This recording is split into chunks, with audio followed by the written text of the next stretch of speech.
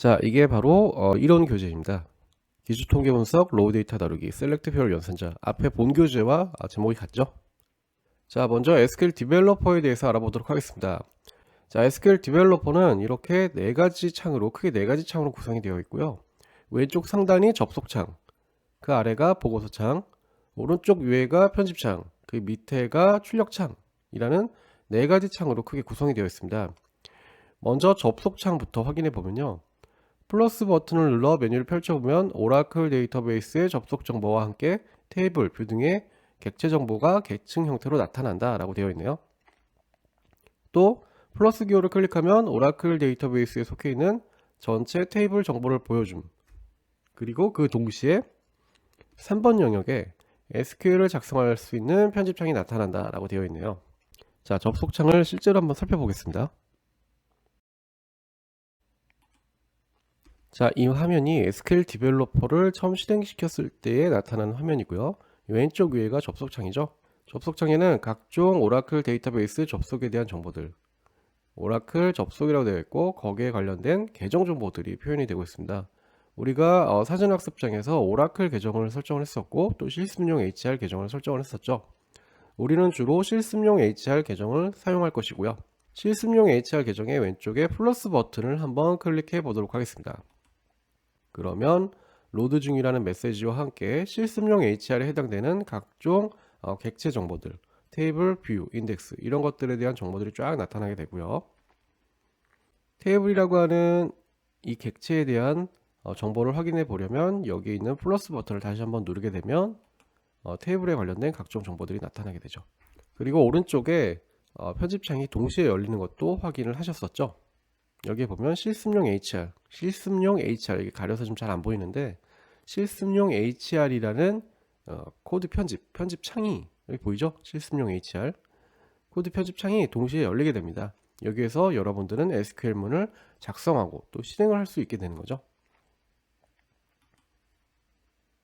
자, 두 번째 보고서 창이라고 되어 있죠. 보고서 창은 데이터 모델링과 구조, 보안 성능에 관한 모니터링과 보고서를 확인할 수 있는 영역이라고 되어 있는데 여러분들은 지금 현재 기준에서 이 보고서 창은 모르셔도 돼요. 다양한 각종 정보들을 확인하면서 여러분들이 데이터베이스를 핸들링하고 또 SQL문을 작성하기 위한 참고할 수 있는 창이라고 보시면 되는데 일단은 이 보고서 창은 우리가 실습하는 데 있어서 크게 활용이 되지 않기 때문에 일단은 이런 것이 있다라고만 알아두시면 될 것 같고요. 그 다음에 편집창 SQL문을 직접 작성하게 될 편집 영역 이 창에서 SQL문을 작성한다 라고 되어 있죠. 편집창 아까 전에 보셨죠. 이 편집창에서 여러분들이 실제로 SQL문을 작성하고 또 실행을 하게 됩니다. 이게 편집창 굉장히 중요한 창이고요. 그리고 네 번째 출력창 이게 출력창은 SQL문의 실행 스크립트의 결과 등이 출력되는 영역이라고 되어 있죠. 아까 전에 그 SQL 디벨로퍼를 실행했을 때는 실제적으로 보이지 않았지만 SQL문을 작성해서 실행하게 되면 거기에 대한 질의에 대한 결과가 이 출력창에 나타나게 될 거예요. 자, 실제로 간단한 SQL문을 만들어서 실행을 한번 해볼게요.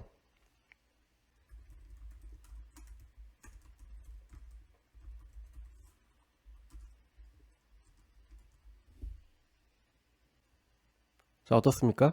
간단한 SQL문을 만들어서 실행을 했고요. 거기에 대한 결과가 여기 출력창에 나타났죠. 이게 바로 출력창이라고 보시면 돼요. 자, SQL 디벨로퍼의 주요한 화면들에 대해서 간단하게 알아봤고요. 다음은 SQL 디벨로퍼의 주요 단축 아이콘에 대해서 알아보도록 하겠습니다. 자, SQL 디벨로퍼의 주요 단축 아이콘은요. 여기에 나와 있는 단축 아이콘을 말합니다. 자, 먼저 플레이 버튼처럼 생긴 거는 SQL문을 실행하는 역할을 하는 버튼입니다. 이것은 컨트롤 엔터와도 같은 기능을 하고 있고요. SQL문에 대해서 실행하려고 하는 영역에 커서를 갖다 대고 컨트롤 엔터를 눌러도 실행이 되거든요. 그와 마찬가지로 이 플레이 버튼도 SQL문을 실행하는 그런 기능을 하는 아이콘 버튼이라고 생각하시면 돼요. 자, A-. 자, 이 문서에 플레이 버튼이 겹쳐져 있는 것처럼 보이는 게 A-. A와 마찬가지지만 전체를 출력한다. 이거는 플레이 버튼과 유사하지만 편집창에서 만들고 있는 SQL문을 전체를 다 실행한다고 생각하시면 돼요. 이 플레이 버튼 같은 경우는 일부의 출력 결과만을 여러분들에게 보여주거든요. 하지만 여기 A-라고 되어 있는 이 문서와 플레이 버튼이 겹쳐져 있는 형태의 이 아이콘은 A와 마찬가지, 플레이 버튼과 마찬가지만 전체의 결과를 출력하는 기능을 담당한다 라고 보시면 돼요. 즉 즉시 내가 SQL문을 만들고 실행을 해보고 결과를 출력해 보고 싶다 라고 하면 이 플레이 버튼을 주로 쓰게 되고요. 다양한 SQL문을 만들어서 그것들을 한 번에 출력해 보고 싶다 라고 하면 A-에 해당하는 이 버튼, 이 아이콘 버튼을 사용하시면 됩니다. 그리고 B, 이 데이터베이스에 체크 표시가 되어 있는 이 아이콘은요, 실행한 명령문을 커밋 한다라고 보시면 돼요. 자, 커밋, 그 사전학습에서 잠깐 나왔던 용어인데요.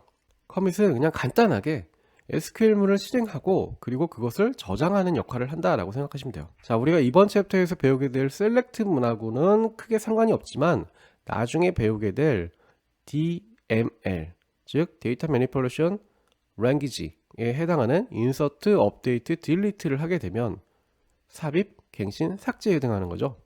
이런 명령문을 실행하게 되면 저장을 해주던가 아니면은 언두, 그러니까 롤백을 시키든가 해야 되거든요. 이럴 때 저장을 할 때 사용하는 게 바로 커밋이라고 생각하시면 돼요.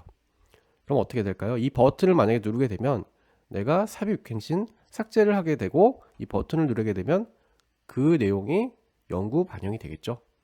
그게 바로 커밋, 저장하는 기능을 하는 게 커밋이라고 생각하시면 되고요.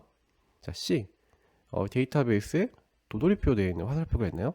C, 이것은 실행한 명령문을 언두, 리두하는 되돌리기 역할, 롤백이라고 하거든요. 실행한 명령문을 되돌리는 역할을 한다라고 보시면 돼요. 아까 전에 설명드렸던 인서트, 업데이트, 딜리트에 대해서 실행을 했던 그 결과를 되돌려야 할 때 사용하는 게 이 롤백입니다.